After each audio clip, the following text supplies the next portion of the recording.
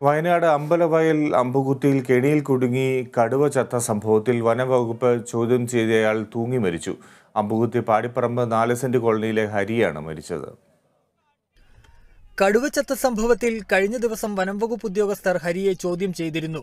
തുടർന്ന് പുലർച്ചെയാണ് ഇയാളെ മരിച്ച നിലയിൽ കണ്ടെത്തിയത്. കഴിഞ്ഞ 1-ാം തീയതിയാണ് പാടിപ്പറമ്പിലെ സ്വകാര്യ വ്യക്തിയുടെ തോട്ടത്തിൽ കുട്ടിക്കടുവയെ കഴുത്തിൽ കുരുക്കുമുറുകി ചത്ത നിലയിൽ കണ്ടെത്തിയത്. 1.5 വയസ്സുള്ള ആൺകടുവയെ ചത്ത നിലയിൽ കണ്ടെത്തിയതിനെ തുടർന്ന് സ്ഥലമുടമയ്ക്കെതിരെ വനംവകുപ്പ് കേസെടുത്തിരുന്നു. എന്നാൽ സ്ഥലമുടമ മുഹമ്മദ് വാർദ്ധക്യസഹജമായ അസുഖത്തെ തുടർന്ന് വീട്ടിൽ വിശ്രമത്തിലായിരുന്നുവെന്നും കേസെടുത്ത് മുന്നോട്ടു പോയാൽ പ്രതിഷേധം കനക്കുമെന്നും വിവിധ രാഷ്ട്രീയ പാർട്ടികൾ വനംവകുപ്പിന് മുന്നറിയിപ്പ് നൽകി. തന്റെ പറമ്പിൽ അതിക്രമിച്ചു കടന്ന് കുരുക്ക് സ്ഥാപിച്ചവരെ കണ്ടെത്തണമെന്നാവശ്യപ്പെട്ട് മുഹമ്മദ് അമ്പലവയൽ പോലീസിൽ പരാതിയും നൽകിയിരുന്നു.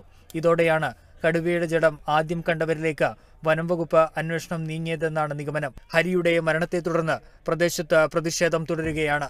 Kerala vision news, Wayanad.